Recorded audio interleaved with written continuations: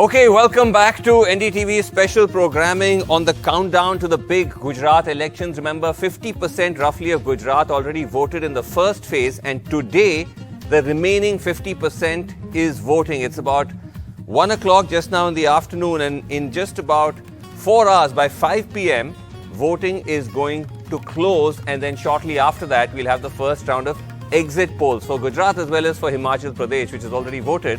And this is, of course, a crucial election because Gujarat is the home state of the Prime Minister Narendra Modi and Home Minister Amit Shah. And both of them actually were out voting today in their respective voting booths. The Prime Minister, in fact, took out a massive roadshow ahead of actually going in to vote.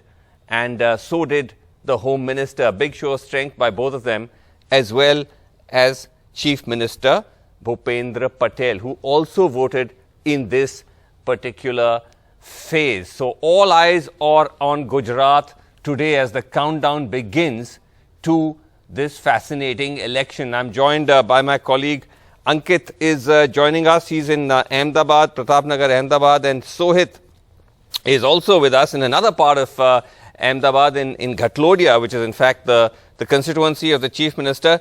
Ankit, one of the big crucial aspects of this election has been this sort of drop in the turnout. In the first phase, it dropped by close to 5 percentage points. The EC unusually even came out, put a message saying, please come out and vote. What are you seeing? Because remember, again, a lot of urban constituencies, urban areas are going to poll this time. Ahmedabad, Gandhinagar, Vadodara. These are seen as pockets of, where you see poor turnouts, voters aren't that interested. Are you seeing any uptick this time, or is it still looking a little thanda?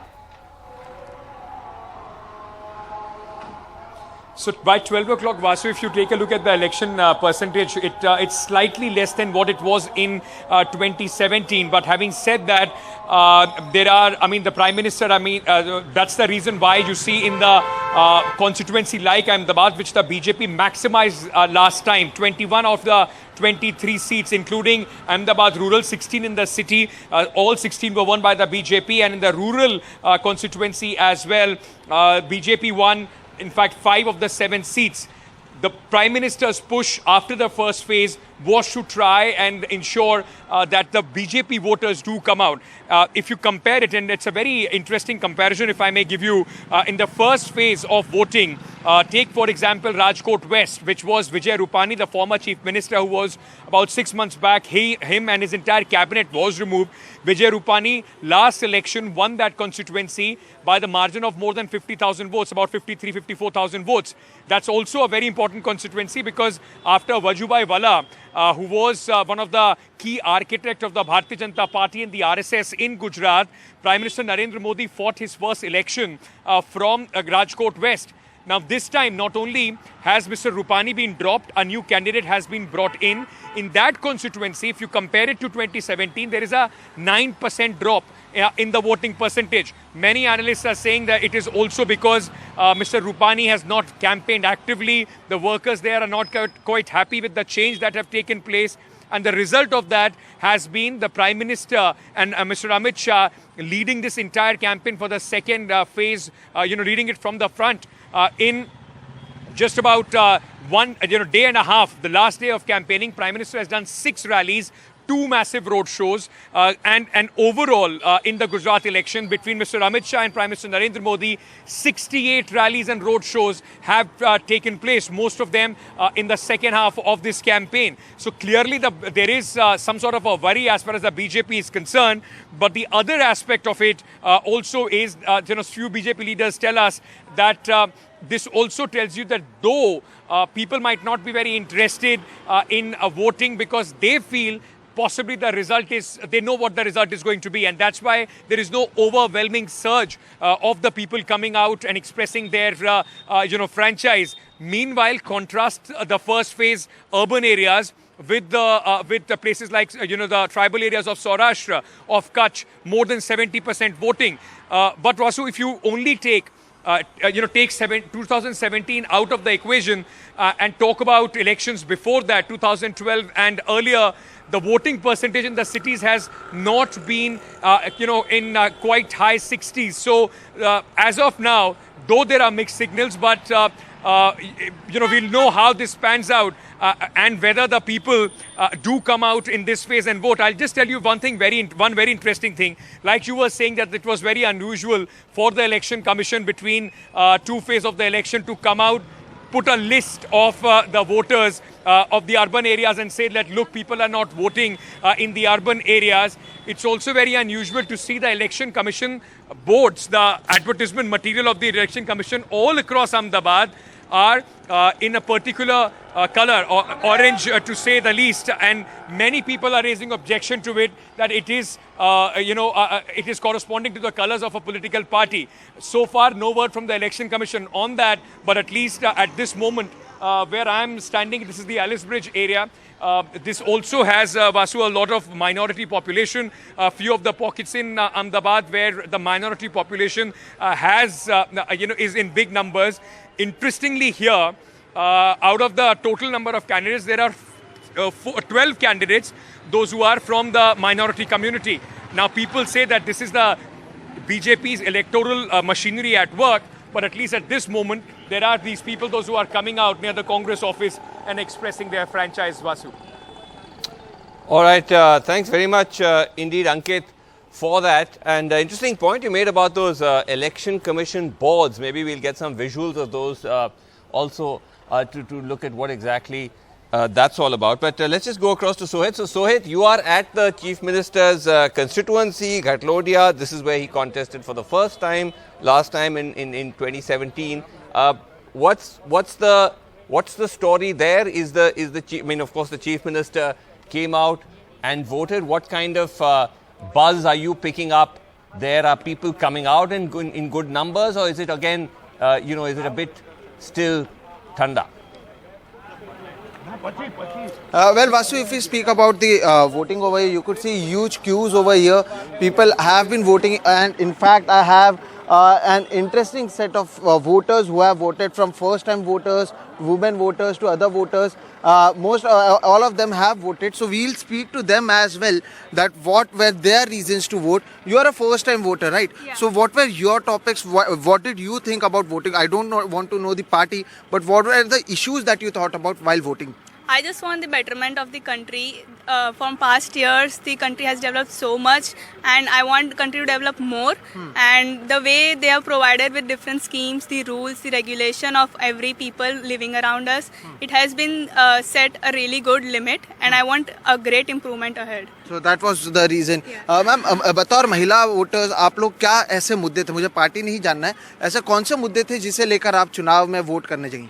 Actually हमारे area में जो भी problem दिक्कत आ रही थी वो काफ़ी वैसे हद तक तो दूर हुई है, but still there are so many things that are to be done. So I wish के जो जिसको भी हमने वोट करा है, जो भी हम ला रहे हैं गवर्नमेंट, वो हमारे लिए और हमारी सोसाइटी के लिए, हमारे सराउंडिंग्स के लिए अच्छी तरह काम करे. वही हमें चाहिए, और हमें अच्छा, मतलब हमारी सुविधाएं अच्छी हो जाए. That's interesting that there were several things led to be done despite this being the constituency of the Chief Minister.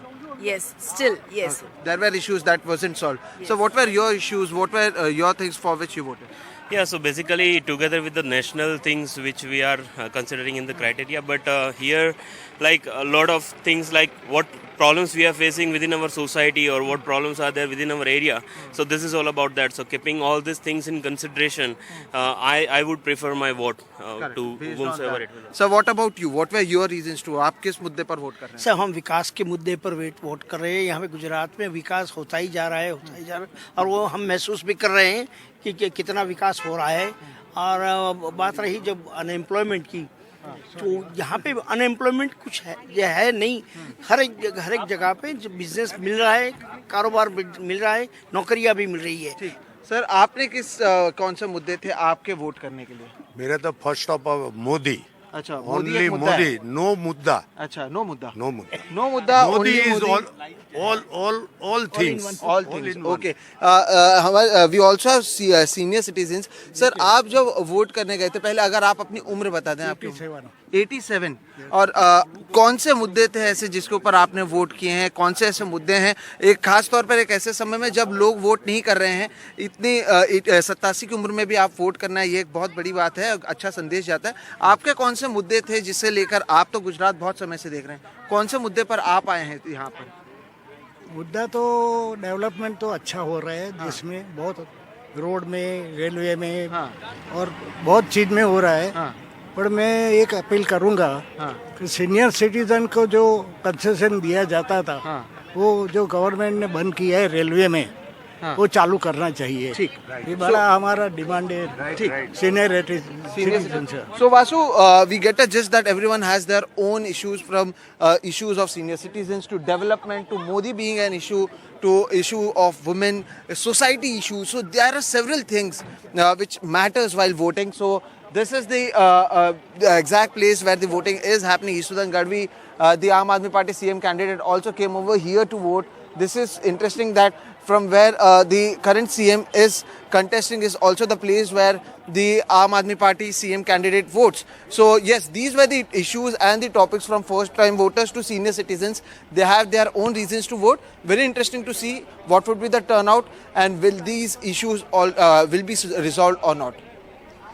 All right, Sohit, thanks very much indeed for that ground report. Also, just to let our viewers know that what you're seeing on your screen are now also coming in. We're just going to put that up. Pictures coming in that the Prime Minister is already at the BJP headquarters for a strategy session, we're told, looking ahead to the 2024 elections. So even before the Gujarat elections are fully over, see the Prime Minister there being received by the BJP President JP Nadda. The BJP top brass is already eyeing 2024. Okay. Let's now open this up to panel. We have with us PKD Nambiar, political analyst, supports the BJP, Abanandita Mathur, who's with the Aam Aadmi Party, and Meeta Chakrabarti, spokesperson of the Congress. But let me just start with Ajay Ummat, group editor, Ahmedabad Mirror, Nav Gujarat Samay. Thanks very much, Ajay, for being with us. What is it, Ajay, looking like to you in this second phase in terms of the energy, enthusiasm? As we've been discussing, first phase, things did not seem like people were that energized. Are you seeing any shift this time around?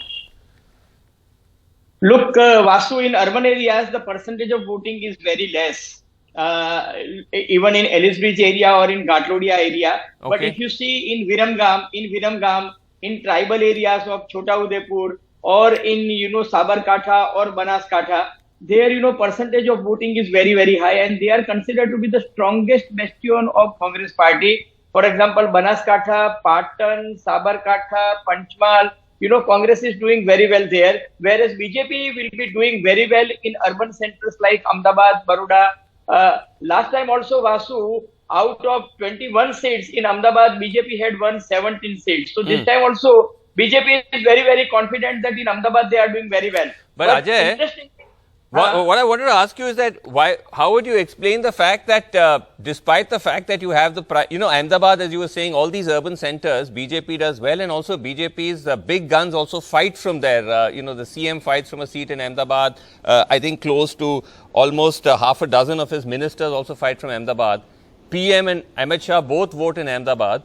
Despite all that, why is there this slightly less turnout? Is it just urban apathy, or are people not that enthused in this election? Vasu, I feel that there is an urban apathy, and whatever BJP's stall claim were there that, we have PH management and booth management and we are managing our booths, they failed to mobilize their voters. And most of the senior leaders are saying that, BJP worker is feeling a fatigue of this road show and rallies and carpet bombing. And that may be one of the reasons that, BJP machinery is not at its zeal, to mobilize their voters. But having said this, interesting fact is Hardik Patel, Alpesh Thakur and Jignesh Mewani, all three are contesting in this phase of election, and all three are facing problem in their respective constituency. Hardik Patel is facing tough time in Viramgam. Alpesh Thakur is still little bit comfortable because it is Amit Shah's constituency, and he has shifted from North Gujarat to the safest constituency of Amit Bhai's Lok Sabha constituency, where he feels that, under the Chhatra Chaya of Amit Bhai, he can survive. And Jignesh Mewani is facing problem in Vadgam. So the top three leaders of 2017 elections, two of them are contesting from Bharatiya Janata Party and one from Congress Party. But still, all three are feeling election heat this time. Okay. All right. Interesting. PK Zambiar, what do you make of this? That I mean, the BJP has always pulled out all stops. This is very much again a Modi-centric election. One barely gets to see or hear of the Chief Minister in the same way as this is centered around the Prime Minister. But at least urban voters don't seem energized. Could one reason simply be that the assumption is that the BJP is just romping home, and maybe that's a factor? Well, that may not be absolutely, but there is generally a trend in the urban sector. In anywhere in the country, there will always be a little lesser turnout as compared to the rural, irrespective of any particular state. That has been the trend. In fact, I was talking to Ajay ji few days ago over the phone, and he was just telling me that one of the reasons for the first phase, the little lesser turnout for the voters were because of a heavy marriage season. In Ahmedabad or in the Gujarat, because after 2 years there is marriages are happening, and they are in very, very large numbers, in lakhs of marriages are happening, and that could also have impacted a little bit. But in this kind of a situation, so like I always say that there are two parties, which is one is the BJP and second is the left parties. Wherever they are very strong, they make sure that their cadre has been generally been taken out somewhere or the other way to make it sure that they... but PKD, that doesn't seem to be the case here. No, in the first phase, the turnout was actually 5 percentage points lower. So that would that be a worry for the BJP? Or not really? I don't think so. See, this is one thing is very clear. You will not even find a single person. Even in the Congress person will be saying that this time around the BJP is the only thing what we are discussing from 99, will it become 130 or 150? That is the only question is being discussed in anywhere and everywhere. So there is automatically, even like one of your own journalists who was talking to the varied people from a first time voter to the an 85-year-old person. They're all clear that there is no incumbency against the government. People let's get the others.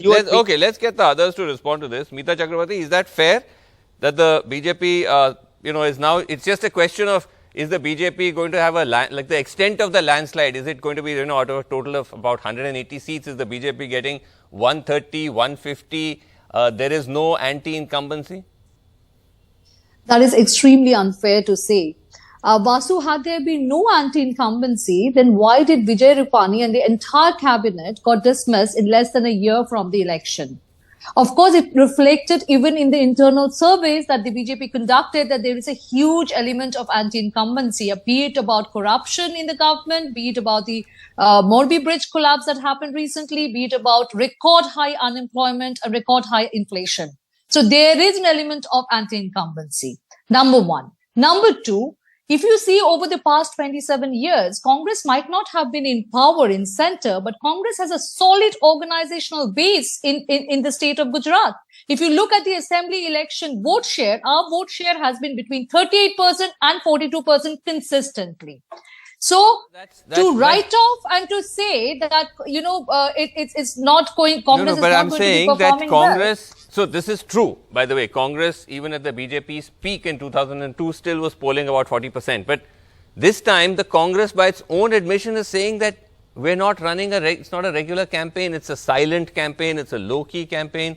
No, we have changed our strategy. Yes, we had central leadership also coming and campaigning and having bigger rallies, but we have focused more on door-to-door campaign, on taking feedback from people, preparing a Gujarat-specific manifesto, focusing on the local issues, and we have gone from door to door connecting with people. The fact that we see a higher voter turnout, just 10 seconds more, in areas, in the rural areas where Congress is supposed to be supposedly more strong than compared to the urban areas, should tell you a story in itself. Okay, that could also be, of course, the fact, as we said, urban areas generally tend to vote less. But Abhinandita, Aam Aadmi Party, on voting day, that's when the ground strength of each party gets tested. That's when, the kind of booth presence you have gets tested. How many people can you bring to the polling booths? Do you have your agents there handing out slips, etc.?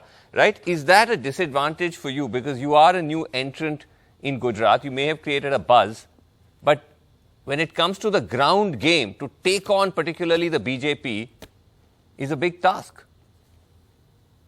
I think in all fairness, in our brief history, one lesson that we have learned is that, not to take the underdogs lightly.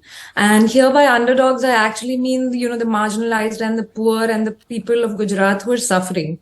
Now, we may or may not have the, as much might as the two big parties, but definitely, we have a resonance, especially in the Ahmedabad poor neighborhoods. You will be surprised by the results, I'm sure. Look, for example, at the Naranpura seat, which is Amit Shah's bastion. There are many colonies that don't have basic amenities like electricity. It is appalling and shocking. But these are the people who have not one reason to vote for either of these two parties. And there will be many colonies like this. There are many bastis like this who are suffering big time.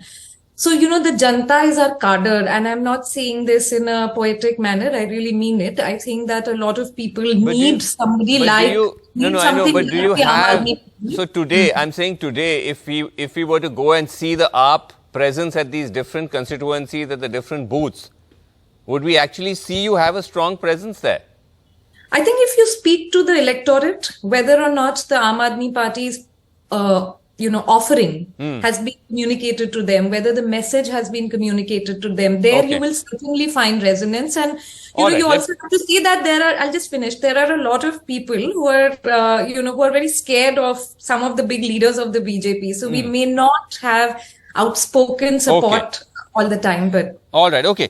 PK, the point that Meeta Chakraborty was making, if the BJP was on such a good wicket, why did you have to drop a large chunk of the previous cabinet? And why did you once again have to have this intensive, Modi-centric, Modi-focused campaign? You remember during the last Kerala election, the entire cabinet except the chief minister was replaced. Despite that, there are some of the people, some of the ministers were supposed to be very good and etc. These are purely the way an internal democracy of a particular party functions. We need to understand that, yes, you were in your initial report, you were saying that the Prime Minister, as soon as he is over with this, after voting, they were talking about 2024. So it's a vibrant political party wherein there is no one who is permanent. I would like to take it in that level rather than looking at why they have not been given. I'm saying, is there an acknowledgement that apart from all the sort of the typical rhetoric, which of course all parties are entitled to, there is or at least was now because the election is almost over, there was a worry for the BJP that you did have close to 30 years of anti-incumbency, you do have, issues of price rise, you have unemployment, and you have a new entrant like the AAP. So somewhere there was a worry.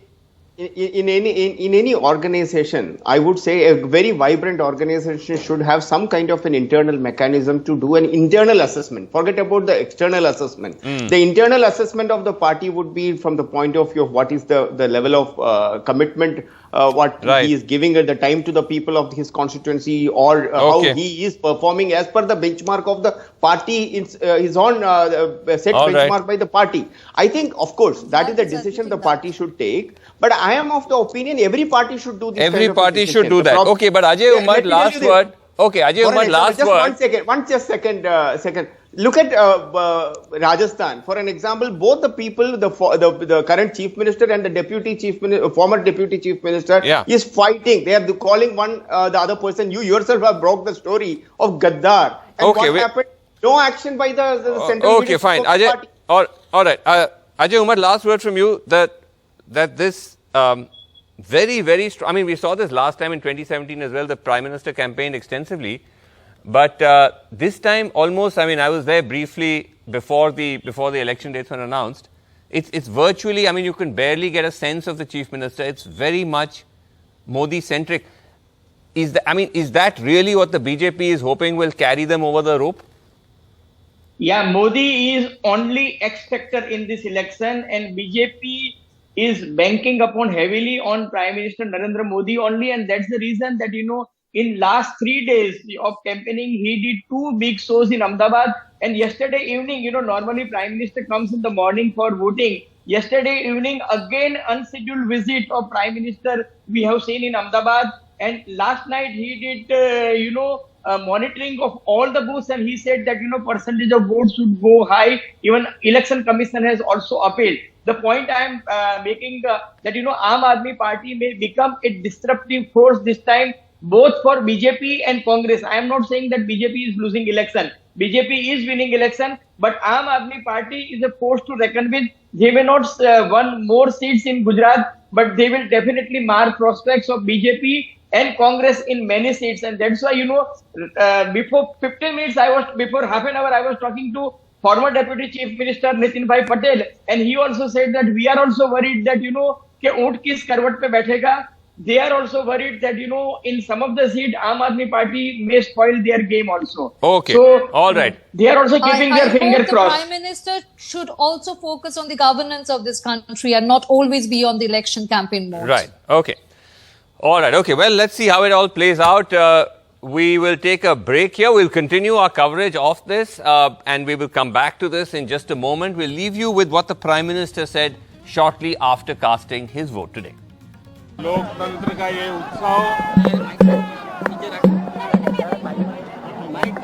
Gujarat के, हिमाचल के और दिल्ली के मतदाताओं ने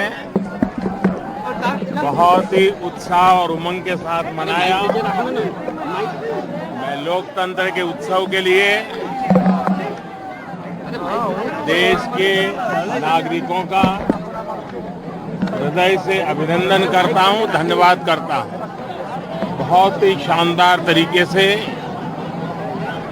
पूरे विश्व में भारत के लोकतंत्र की प्रतिष्ठा को बढ़े, इस प्रकार से चुनाव का संचालन करने की एक महान परंपरा विकसित की है और उसका एक उत्तम उदाहरण इस चुनाव में भी नजर आया. मैं इलेक्शन कमीशन का भी हृदय से अभिनंदन करता हूं. Right now joining me is Isudhan Gadvi, the chief ministerial face of the Aam Aadmi Party. The man Arvind Kejriwal thinks is going to take the Aam Aadmi Party home. Isudhan भाई बहुत बहुत शुक्रिया हमसे बात करने के लिए. पहले तो आप जा रहे हैं आज वोट डालने के लिए. आपकी कॉन्स्टिट्यूएंसी, आपकी प्रतिद्वंदी की लोकसभा विधानसभा में, मतलब भूपेंद्र पटेल की विधानसभा में आम आदमी पार्टी के चीफ मिनिस्ट्रियल कैंडिडेट वोट डालने जा रहे हैं. बिल्कुल.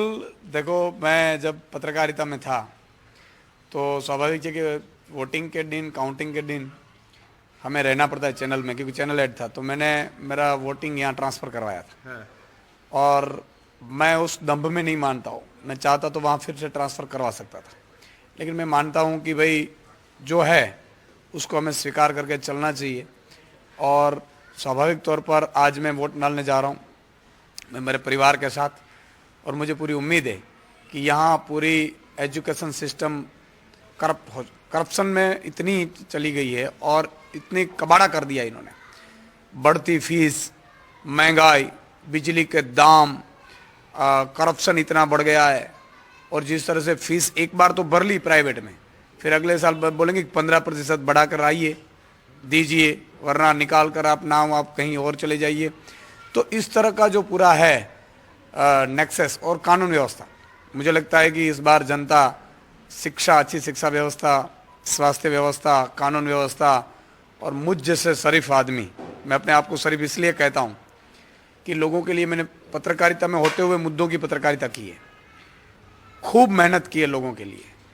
राजनीति में आना मेरा शौक़ नहीं है, मेरी मजबूरी है. जिस तरह से कोरोना में मैंने चीखें पाड़ी कि भाई आप फीस कम करो, फीस कम नहीं की. फिर मैंने संचालकों को अपील की कि मैं अपील करता हूं आपको ईसुदान गढ़वी चैनल के माध्यम से, आप माफ़ करिए. 120 करोड़ रुपया फीस संचालकों ने मेरे कहने पे माफ़ की थी. तो ये जो पूरा मुद्दा है, मुझे लगता है कि गुजरात की जनता इसको भूलेगी नहीं. अब कैंपेन क्योंकि खत्म हो गया है, आज जनता को अपना मन बना के वोट करने का टाइम है. ये सारी बातें आपको लगता है कि जनता इस बातों को सोच पाए? क्योंकि सामने देखा हमने किस तरीके से प्रधानमंत्री नरेंद्र मोदी ने यहाँ पर बड़ी जबरदस्त कैंपेन करी. आज सुबह भी प्रधानमंत्री जी जब वोट डालने आए तो वो भी एक बड़ा एक मौका बन गया था. कैंपेन से किसी की एजुकेशन फीस कम नहीं होती है. कैंपेन से या बड़ी बड़ी बातें करने से किसी की महंगाई कम नहीं होती है. कैंपेन करने से जो पेपर लीक होते हैं उस बेरोजगार युवाओं को आप आश्वासन नहीं दे सकते हैं. कैंपेन कैंपेन की जगह होता है. जब जनता खुद समझ रही है कि अब मैं परेशान हूँ, देखो 20 लाख करोड़ का पैकेज आया था कोरोना काल में, किसके घर, आपके घर या मेरे जेब में तो आया नहीं, लेकिन आम आदमी पार्टी ये कहती है कि हम आपकी बचत करवाएंगे महंगाई से। आज क्योंकि कैंपेन तो आप कर नहीं सकते, आज वो इलेक्शन कमीशन आपको कहेगा कि देखिए अपनी पार्टी को भी अलग रखिए, मतदाता के तौर पर ईसुदान गढ़वी आज क्या कहना चाहेंगे लोगों को? मैं यही अपील करूंगा कि ज्यादा से ज्यादा बाहर निकलिए, मतदान जरूर कीजिए। आपको मतदान इसलिए करना चाहिए क्योंकि मतदान करेंगे तो हम किसी को पूछ पाएंगे, जवाब ले पाएंगे। हाँ। मतदान निकलेंगे ही नहीं, घर पे बैठे रहेंगे और बोलेंगे कि सरकारें कुछ नहीं कर रही है, नेताएं कुछ नहीं कर रहा है, तो ये गलत बात है। तो मतलब अगर आपको क्रिप भी करना है, अगर आपको कंप्लेन करनी है, तो उसके लिए पहला हक है कि पहले मतदान कीजिए, उसके बाद। बिल्कुल। देखो अबे हम घर की खटली पे बैठे रहेंगे या तो घर के सोफा पे बैठे रहेंगे, बातें करेंगे कि यार ये नहीं हो रहा, ये नहीं हो रहा, तो ऐसे नहीं होता है। आप मतदान पहले करिएगा तभी अच्छा आदमी आप चुन पाओगे, वरना बुरे आदमी बैठ जाएंगे, कम वोटिंग होता। तो मेरा ये मानना है कि ज़्यादा से ज़्यादा वोटिंग होनी चाहिए, वोटिंग करनी चाहिए। अब जिसको भी, ये तो भाई आप मतदान, आपको गुप्त अधिकार है। अभी मैं मतदान करने जा रहा हूँ या कोई भी करने जा रहा है तो उनका अपना खुद का अधिकार है, गुप्त मतदान है। अब जिसको भी आपको ठीक लगे करो, लेकिन मतदान करने जरूर निकलो। मतदान करने जरूर जाइए, लेकिन एक बात तो तय है, इनका मतदान गुप्त है, लेकिन शायद भूपेंद्र पटेल को पता है कि एक वोट तो शायद उनके हिस्से में नहीं आने वाला है। लेकिन आप मैम साथ में जा रही हैं वोट करने के लिए, तो क्या आज कहना चाहेंगी वोटर्स को और क्या मुद्दे आपको लगते हैं कि जिसके लिए लोगों को वोट करना चाहिए आज? मैं यही कहना चाहूँगी गुजरात की जनता को कि आप जाइए, वोट कीजिए, आपका अधिकार है, और परिवर्तन के लिए वोट कीजिए। शिक्षा है जो महिलाओं को ज़्यादातर वही करती है, तो मैं चाहती हूँ कि आप लोग वोट करने जाइए और परिवर्तन के लिए। थोड़ा लगता है खंभालिया में अपना एक वोट वापस करा लेते, परिवार का तो कम से कम सुनिश्चित होता वोट आना ही आना है ना। मुझे जी, हमारी फैमिली है, जो मेरी सास है, मम्मी जी, उनका वही वोट डालते हाँ हैं। सभी पूरी फैमिली वहीं डाला है, सिर्फ हम दोनों यहाँ पे वोट डालने जा रहे हैं। सब लोग कह रहे हैं आम आदमी पार्टी का पहले फेज में थोड़ा था, अब दूसरे फेज में ज्यादा दिखाई नहीं पड़ेगा। नहीं पड़ेगा, इसलिए पड़ेगा, देखो साइलेंट वोटर है इस बार। आप कोई भी प्रेडिक्शन सही नहीं निकलेगा, आप देख लेनी है। मेरा भी प्रेडिक्शन सही नहीं निकलेगा, आपका भी नहीं निकलेगा, भाजपा कांग्रेस वालों का भी नहीं निकलेगा। क्यों? देखो लोग है ना